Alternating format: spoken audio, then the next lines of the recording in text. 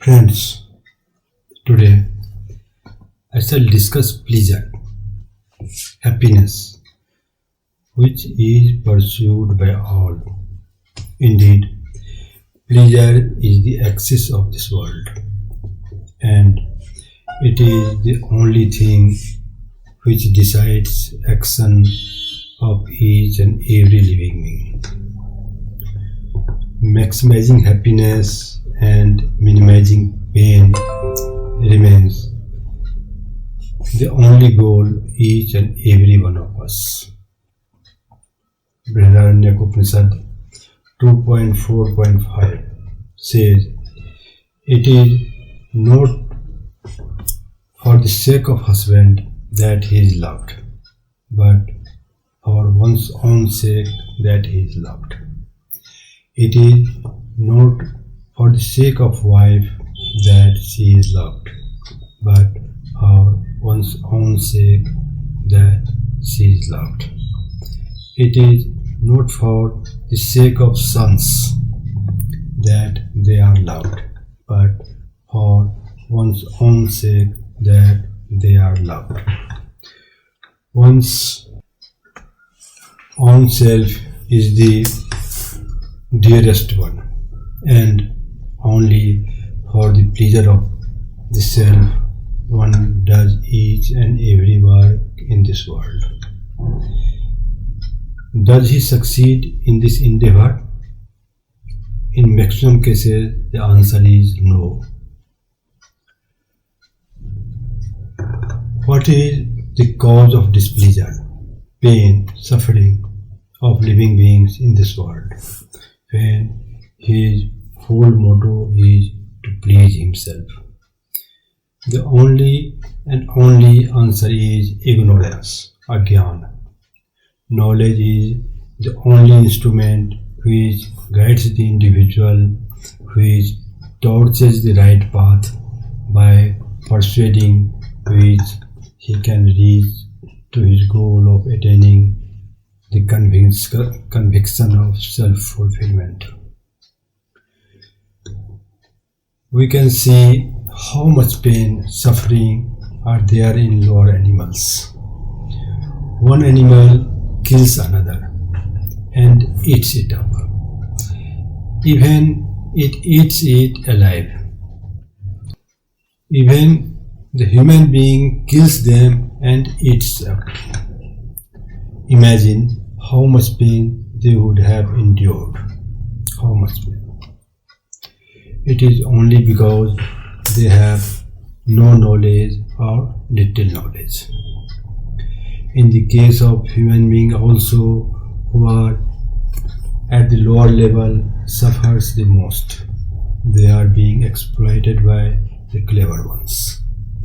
As the man gets knowledge, his suffering reduces proportionately, but the pain and sufferings are still remains there.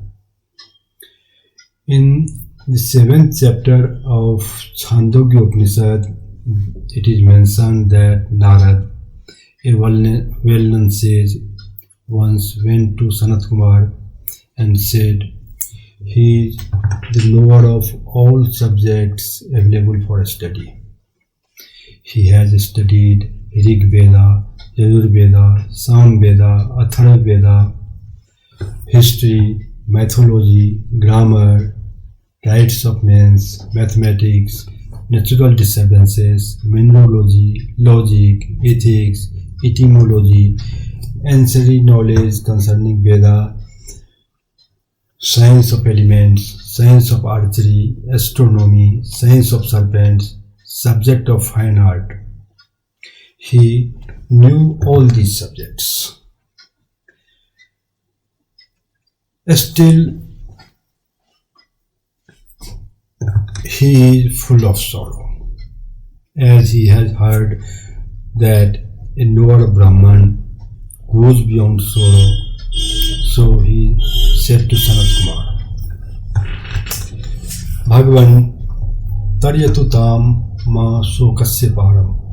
"O Venerable Sir, please take me beyond sorrow." Narad mean to say that may you make me attain the conviction of fulfillment. Make me attain fearlessness.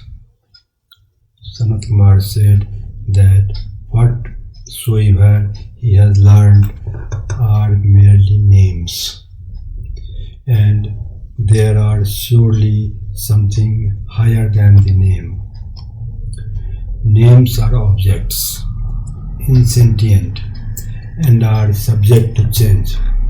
When you identify yourself with objects which are constantly changing, you will definitely put to pain. Whereas sentient self, which is changeless, is the only place where there is no pain, no suffering, only pleasure, and the sense of total fulfillment. Only after knowing this changeless, immortal self, one attains full of pleasure and becomes self-content.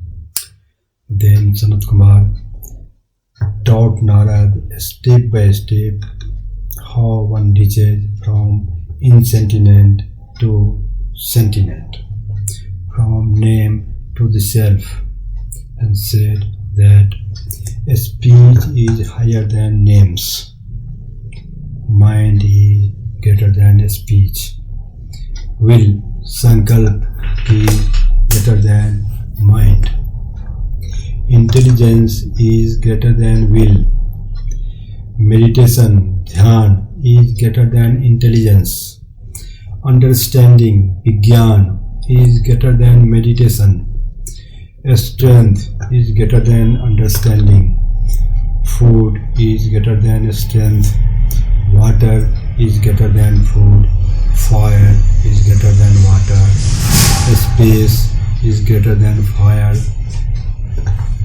memory is greater than space, hope is greater than memory, vital force is greater than hope, and truth transcends this vital force. When one understands, then only he speaks the truth. When one reflects, then only he understands. When one has faith, then only he reflects. When one serves devotedly, then one becomes endowed with faith. When one acts, then serves devotedly. When one gets joy, then he acts. Without getting joy, one does not act. He concluded by saying in verse 7.23.1, Yave Bhuma tat sukham, that which indeed is infinite, that is joy. Now alpe sukham asti, there is no joy infinite. Bhumev sukham, the infinite alone is joy. Then Narad asked, what is this Bhuma and how I shall get it? Sanat Kumar said in verse 724.1, Yatra na anyat pasyati, na anyat sunoti, na anyat vijanati, sa Bhuma, that where does not see anything else, does not hear anything else, does not understand anything else, that is Bhuma. Atha yatra anyat pasyati, anyat sunoti, anyat vijanati, tadalpam, that finite is that where one sees something else, hears something else, and understands something else.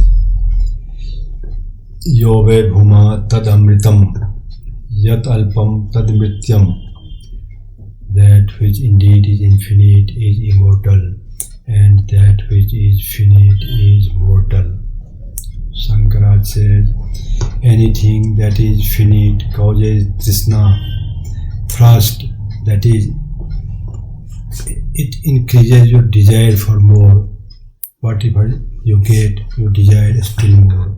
Suppose you possess the whole world, even then you would not be happy. Therefore, which is finite, is dukkha bijam, the seed of unhappiness. Now, what is this immortal, infinite, here in this world? There are three dimensions: time, space, and object. In respect of time, what we experience here is all living and non-living beings are limited in time. At a particular date I was born, and at a particular date I shall die. I was not before my birth, and I shall not be there after my death. In graveyards, date of birth and date of death remains written on graves of people, meaning that person remained present in this world from that day to that date, from womb to the tomb. All objects have also the same condition. They are originated on a certain date and they will be destroyed also on a certain date. This is called mortal, finite. So which is beyond time is infinite, who never born and never die, that is eternal, birthless, deathless, nityam, hence Bhuma must be eternal. In respect of a space also, everything is limited. One that is here is not there, and which is there is not here. I am at home, and so I am not in the office, and Mr. X is in office, so he is not at home. India is here within its boundary, and beyond its boundary, India is not there in Pakistan. All living and non-living beings are limited in a space, and thus they are finite. So, which is beyond this limitation of a space is infinite. Sarvavyapi, which is everywhere, omnipresent. Hence, Bhuma must be omnipresent. In respect of object, A is not other than A, and other than A is not A. I am Krishna, and not Rama, not Shyama, and nothing other than Krishna, and other than me is not me. All living and non-living beings have a definite identity. They are not other than that, so they are finite. And object which is not different from other is non-dual, Advait, that the only thing, and there is no other thing than that. Hence Bhuma must be Advaitam, non-dual. Now, is this reality in this world? Is this possible to achieve Bhuma? Chandogya Upanishad Mantra 6.8.7 says, Tattvamasi, that thou art. It is repeated several times and taught in several ways in that chapter. The consciousness present in each living being is that Bhuma, that is eternal, omnipresent and non-dual. Brihadaranyaka Upanishad 4.4.15 says, Manusaiv anudrashtabhyam nihinanati kinchina. Through mind it is to be realized that there is no difference whatsoever in this world.